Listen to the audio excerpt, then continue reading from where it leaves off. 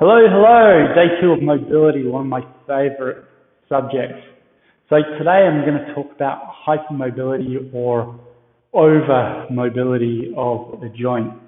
Yesterday we talked about things like restrictions of movement, but we can also be able to move something too much.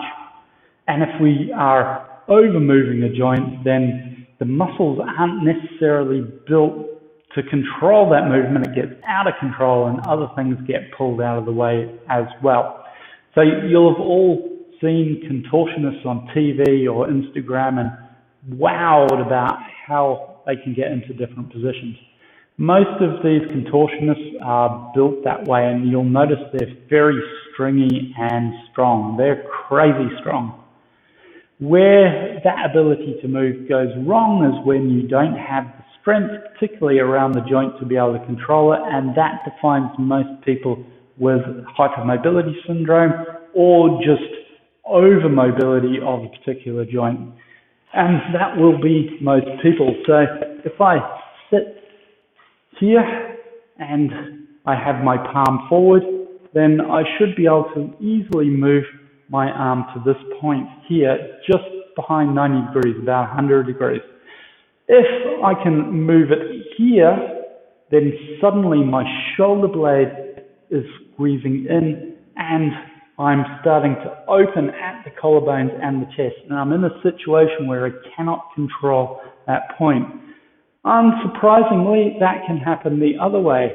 We can easily get to here, but as I come further back, my rib cage rotates and starting to pinch in the neck, and I can really feel this through the rest of my back as it extends.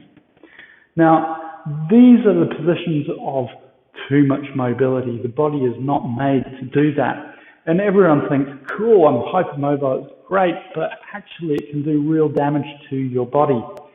So in these situations, rather than moving exercises to be able to improve the range of movement, what I want those of you who fit into that category to do is start to understand control of the movement. So we're going to start off with the first one, palm forward, and bring it out to that 100 degrees and stop there and then bring it in. Don't be tempted to go into the point where it's really pinching your shoulder blade. Start to feel that stretch through the bicep and through the collarbones at that point where you're meant to be able to stop that movement and not come into an over-mobile joint. Now, some of you will be able to do that without pinching the shoulder blades. That's fine. What we're looking for here is control without it pulling out the rest of the body. If something is rotating, if you're finding another piece of the body is moving, then you've gone too far. And let's go over to the other side. So let's open and close. Some of you will find each side is slightly different. Just be conscious of the point where you're starting to alter the position of the joint and starting to move other body parts, and you're going to stop and bring it back. And the next time you come out, don't go to that point.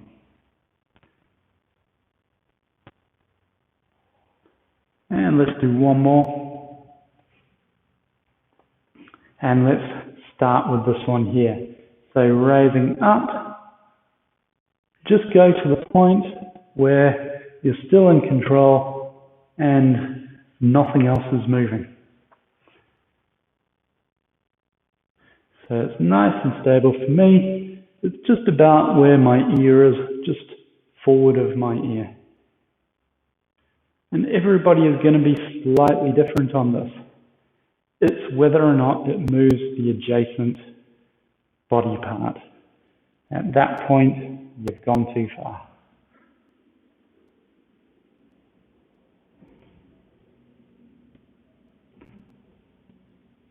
Now, is anybody doing this and feeling it in their lower back? You're back to day 1 of mobility week. But it might just be that the muscles that are doing this lift, they need to come over the joint and they'll come all the way down through the back.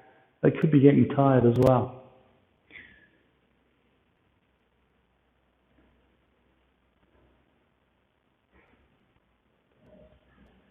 And there's the first one. Where really important over mobility is in the head.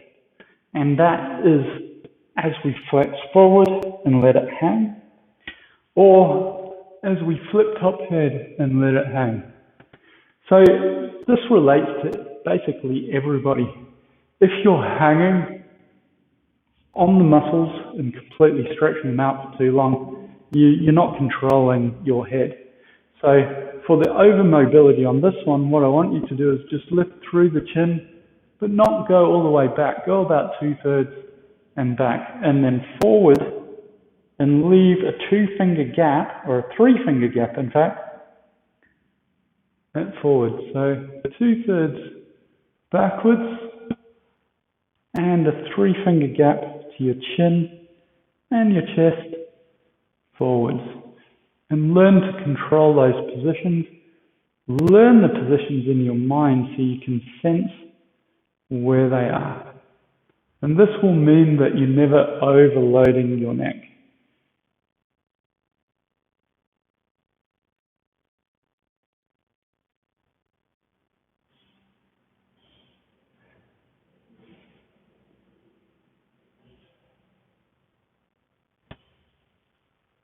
Last one.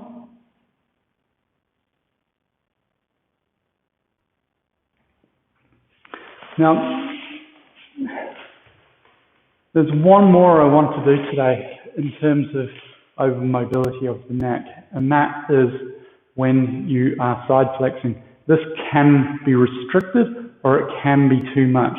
But when you're moving one ear to the shoulder, realistically, we don't have that much movement. And what people tend to do is lift their shoulders. So I want you to practice this one as well. Because again, if we're moving our shoulders, we're moving probably our ribs. We're bringing our spine out of alignment. This is important to make sure that the head movement isn't coming into everything else. Did you see me rock with that one?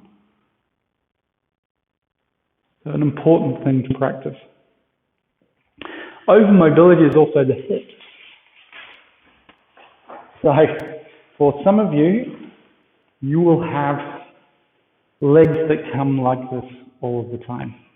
And it's because you're not used to bringing these in. And the legs usually come with a rotation in the hip.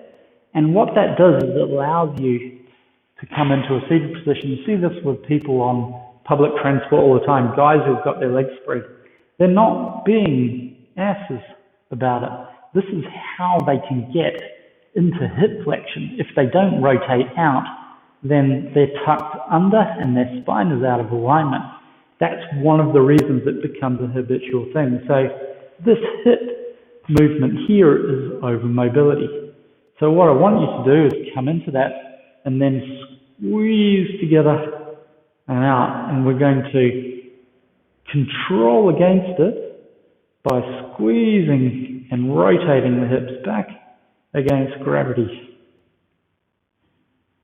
And slowly it'll be too sore to go out there, and this will help you control against that rotation in the front of the thighs through the hip joint.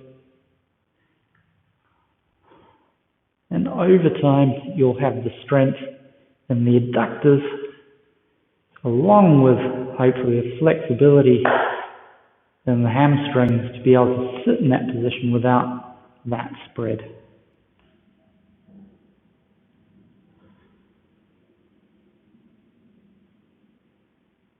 One more. And then come back down.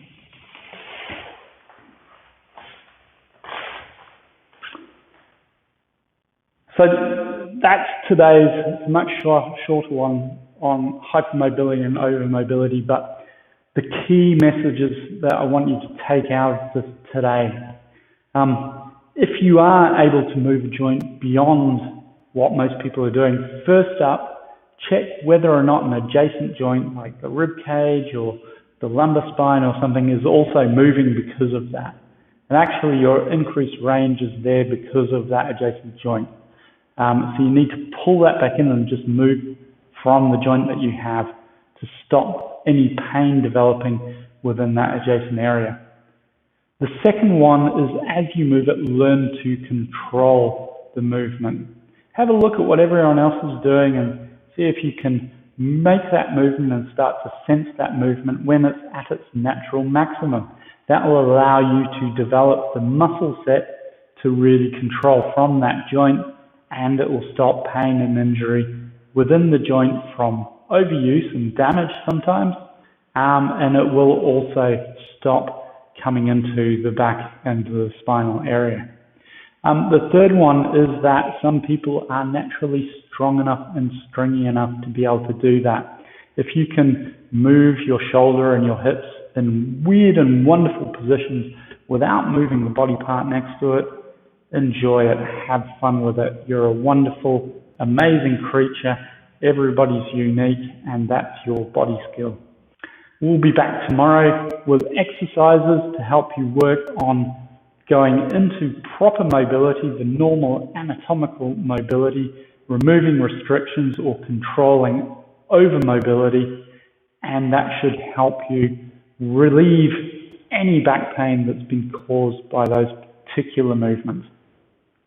Thank you. Bye.